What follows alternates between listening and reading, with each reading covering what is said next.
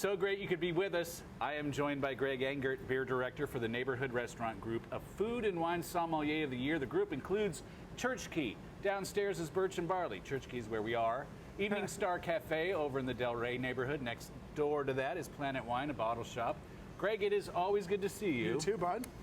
Happy September, and what is on tap this week? Happy September and happy DC Beer Week. Yes. So we are getting started September 8th through the 15th. This year is DC Beer Week. Beautiful time of year for it. We've got events all over town. And the kickoff, as it happens, is taking place at Blue Jacket on Sunday the 8th. We're doing an all-day event on the patio. It's going to be amazing. And the whole point of that event is not just to kick off DC Beer Week, but to pour the Solidarity beer for 2019, which we brewed in collaboration with 12 other breweries at Blue Jacket this year. And that's what we're drinking today. All right.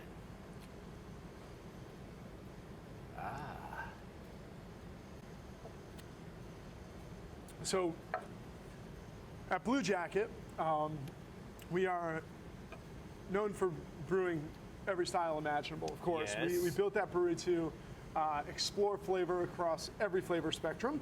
And at the same time, our Director of Brewing Operations, Ro Gunzel, truly excels at lager beer production. So when we were discussing with the DC Brewers Guild on what we were going to brew this year, Ro and I knew that it had to be a lager.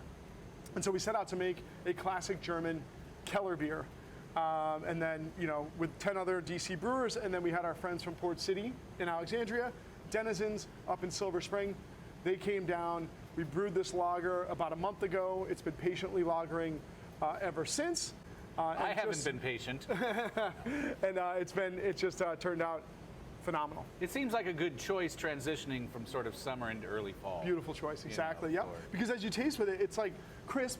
It's clean, it's refreshing, it's got a little bit more malt heft, it's a little bit fuller bodied, not quite as rich on the palate as like an Oktoberfest, and it's got some really great brisk hop character. So traditional Franconian Kellerbiers from Bavaria would have, they're a little bit hazy because they're unfiltered, they're unpasteurized. They typically wouldn't age quite as long as some other lagers, and they'd be hit with an extra dose of hops to make sure that they could last a little bit longer in keg or on the shelf. And so that's what we've done here. Really great balance of malt, hop, and kind of a spritzy effervescence. Talk about DC Beer Week, and it makes me think of when we started doing Beer of the Week nearly 8 years ago in December at this very spot, and just how, wow, what a long way the DC beer scene has come since then. Because what was it then, just DC Brau? Not even. I don't even think DC Brau existed on the first. Or when we started, yeah, it was just DC Brau. There's Cap City, I think, was. That's been around for a long time. They're no longer brewing their own beer. They still are serving beer downtown. But yeah, I mean, the scene has just dramatically changed in 10 years. It's changed even more so since the first DC Beer Week, which was just over 10 years ago. Phenomenal. And what's really cool is this year we actually added 2 new brewers to the collaboration. So there's Red Bear Brewing Company over in Noma, and Valor Brew Pub, which is in Barracks Row off Capitol Hill.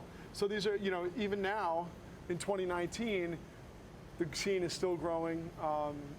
It's really, really amazing. And then you add Maryland and Virginia, and we have boom. So boom, it's great. It's nuts how far everything's come, and it's really is special. I mean, places like Church Key used to be the only spots you could get most beers on draft or in bottle or can, and now every bar that opens is going to have at least a couple really good craft beers on tap.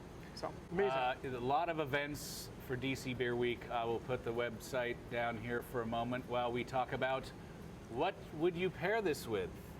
Beautiful lagers go with lots of different things. The thing that's great about this is that it can handle rich food as well as spicy food. So the first thing I think about with this, beyond the classic German fare, which seems to be created to go with the beers that they drink over there, like sausages and schnitzel and such, is Mexican food.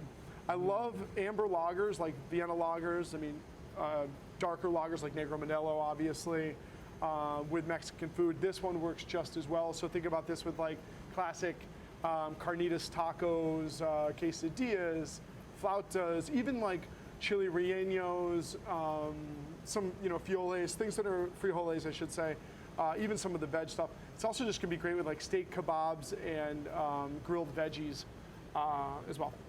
All right, nicely done, everyone.